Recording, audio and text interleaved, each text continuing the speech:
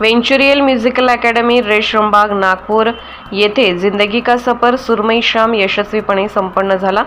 जिंदगी का सफर या कार्यक्रमाची संकल्पना दिग्दर्शिका बॉलिवूड सिंगर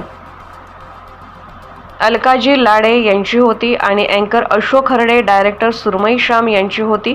या कार्यक्रमाच्या यशस्वी करण्यासाठी पूर्वा फाउंडेशनचे अध्यक्ष अशोकजी जैन बंब यांचे सहकार्य लाभले। डॉक्टर हरगोविंद सर चंद्रपूर यांनी सहकार्य केलं।